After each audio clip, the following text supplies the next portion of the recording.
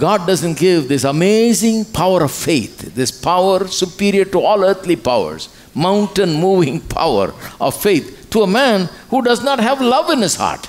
Just imagine giving it to some people. They may be having a fight with their neighbor next door and call fire from heaven tomorrow to burn up their house, you know.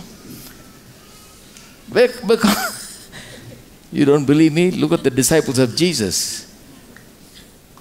The Samaritans refused to give Jesus room for one night during their travel. The disciples came to Jesus and said, let's show them who we are. Like Elijah, let's bring fire from heaven and burn this whole city down. If it was left to Peter, he not only cut an ear, he would have finished the whole town of Samaria that day.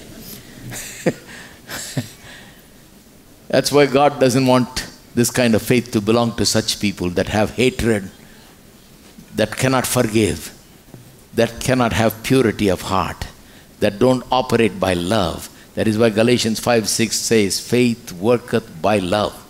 It cannot work by hate. It cannot work by revenge. It cannot work with all those things. It cannot work at all. This is such a big power. It's very risky to give to people that will misuse it, right? So God, that is why the heart is very important. God is looking for a man with a heart. Like I said the other day, your gentleness has made me great.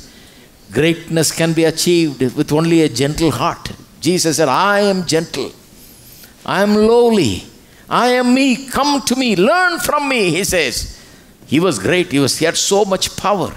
Hanging on the cross with one moving of one finger, he could have brought angels from heaven who would have finished off all the Roman soldiers and the Jewish people that were nailing him to the cross. And he could have gotten down and walked home. But he didn't do it. His heart was full of love. Instead, he prayed, Father, forgive them, for they know not what they do. What an amazing thing. No wonder he had so much power. But all that power was under absolute control. Used only for healing. Used only to deliver. Used only to do good things. Used only, miracles were used only to do the beautiful things, acts of God.